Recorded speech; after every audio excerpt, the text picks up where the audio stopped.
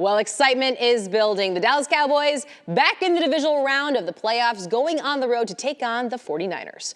Joining me with a preview is Locked On Cowboys podcast host Landon McCool. Good morning, Landon. Thanks so much for joining us. Good morning, and go Cowboys. That's right, go Cowboys. Well, look, I was actually at the game on Monday, and Dak looked better to me, in my opinion, than I've seen all season. But you're the expert. Tell me, what did you see on Monday, and what did you see about Dak? I think that this was closer to what we've seen for most of the regular season for him. I mean, obviously the Washington game was an unpleasant surprise there, and he didn't play as well. But I think that this was more of a return to normal. The Washington game to me seemed like the anomaly. I do think that Dak, obviously stepped his game up a little bit from the regular season in the playoffs to kind of be a little bit more aggressive. And I think a lot of that had to do with some of the play calling as well.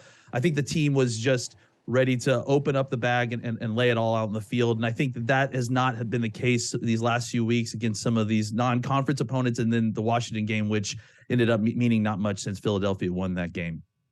Well, let's switch sides here and talk about defense now, especially with Dan Quinn. He's doing interviews. I mean, what can you tell me about the defensive side?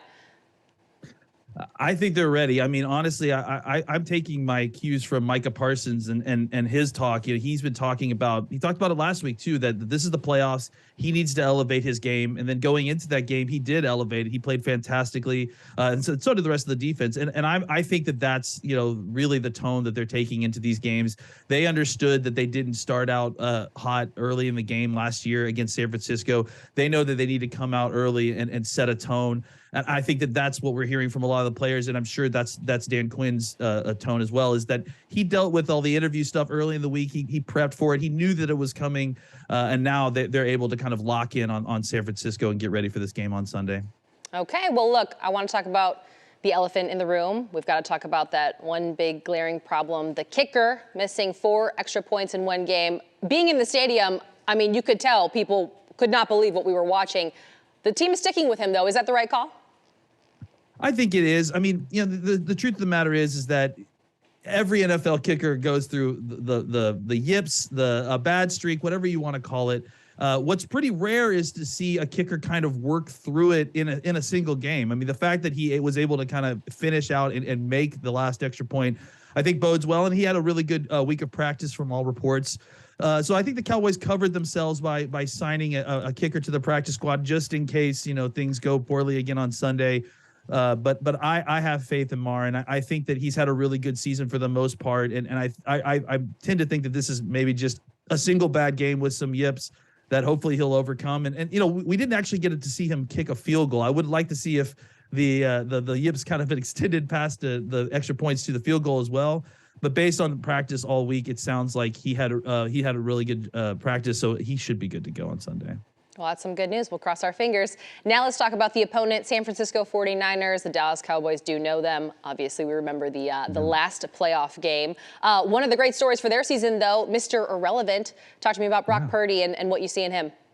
Yeah, I've never really seen anything like this. I mean, I think we've seen rookie quarterbacks have success early. Obviously with Dak Prescott, we've seen that. But I don't know that we've ever seen a Mr. Irrelevant, very last pick of the draft, have such immediate success, right away in his rookie season. They're on an 11-game winning streak right now. They're without a doubt the hottest team in the NFL, and Purdy has been a big part of that. And I think, there's times when you watch rookie quarterbacks play with teams and they have success because they don't get in the way of a talented team, and they are able to kind of be part of the flow of the team and just not make mistakes. Purdy's doing more than that. He's adding value to the offense, which is really rare for a rookie quarterback. The question is, does he start to remember that he's a rookie quarterback now that we start getting deeper and deeper into the playoffs, and maybe he hits midnight and turns back into a pumpkin? Okay, well, finally, give me your prediction. You got a final score? Do you think the Cowboys are going to win? I do. I kind of was nervous. Obviously, look, the San Francisco 49ers are the hottest team in football. They've got maybe the best defense in football. They've got playmakers on the offensive side, like at every position.